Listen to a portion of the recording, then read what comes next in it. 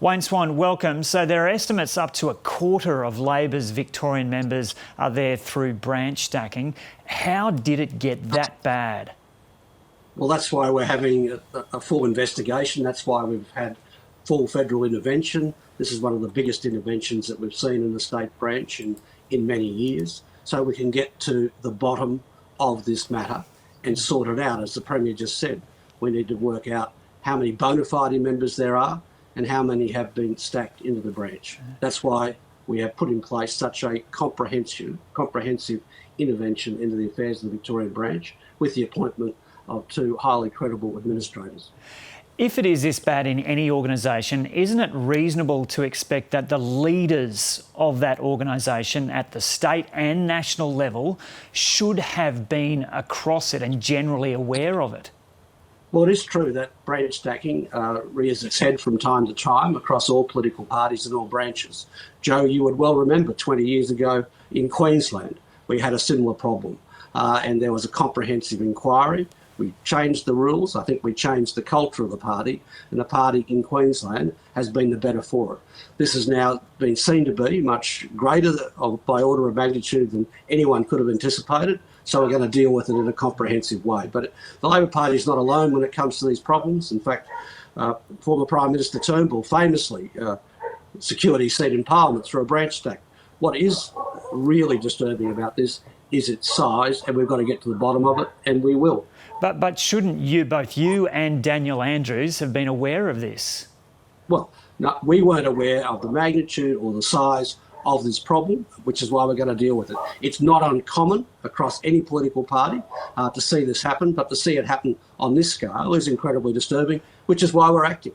And if you weren't aware of the magnitude of this, as National President and Daniel Andrews as Premier, shouldn't you have been aware of it?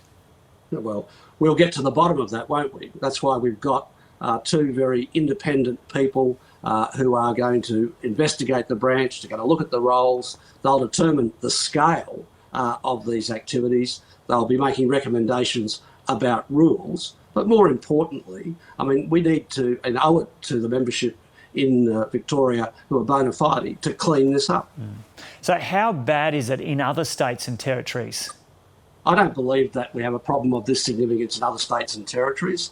I can only speak particularly of my state of Queensland, which, as I said, 20 years ago, had a very substantial problem in this area. It was comprehensively cleaned up. But it's bigger than just a question of rules. It's also a question of culture. So we've got to deal with it at 2 levels. First of all, we've got to audit the membership. Secondly, we've got to get a more constructive culture operating in our party to make sure it doesn't happen again. Yeah.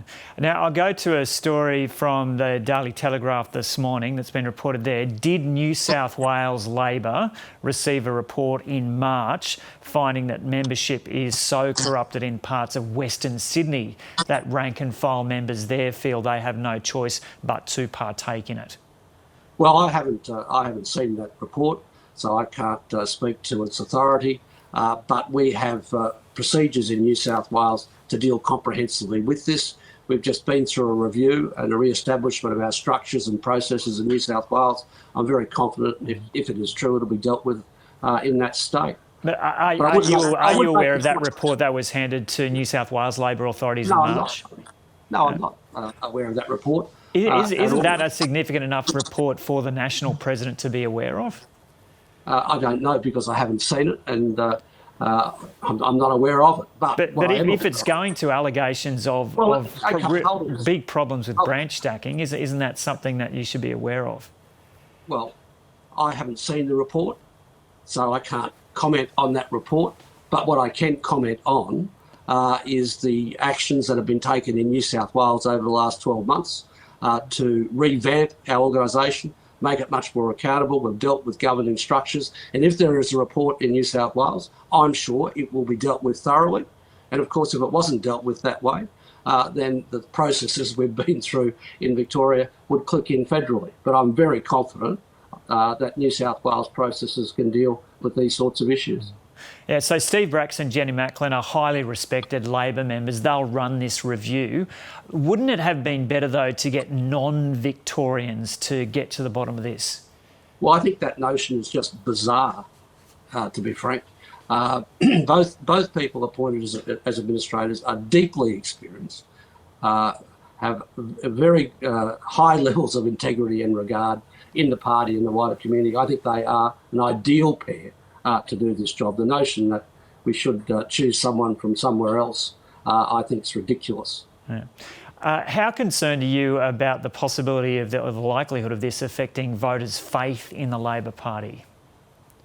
Well, I think we're dealing with it in a pretty comprehensive way, and voters will recognise that. As I've said, this is a problem that surfaces in political parties on both sides of politics from time to time. The real test is how do you deal with it? What real changes do you make? How do you audit your membership? And how do you actually have a better culture so you don't have these practices developing in the first place? You've talked about that reform that's happening in Queensland Labor. Can you mention a few? I know that this review is going to happen. It's going to come up with recommendations on what should change. But can you point to some rules that have been effective in other states that might be adopted in Victoria? Well, there are all sorts of rules relating to attendance at branch meetings, how memberships are paid for. They're two key areas here, and rules will vary across the states. But you've got to validate the membership in a way in which a person's participation is linked to their payment directly from themselves. Yeah. Okay, so how are candidates for the next state and federal elections going to be chosen in Victoria?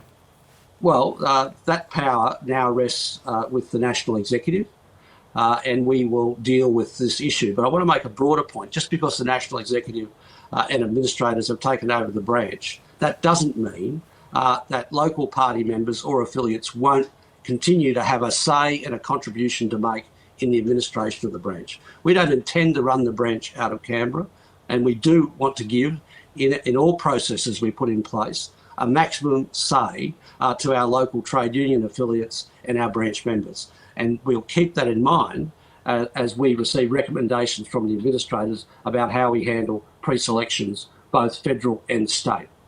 And if this review finds an MP has one pre-selection on the basis of branch stacking, will that MP be ruled out from standing again? Well, I'm not going to deal with hypothetical matters. We'll wait for the review, Joe. Yeah. Okay, Wayne Swan, thanks for talking to us from Brisbane this morning. Thank you.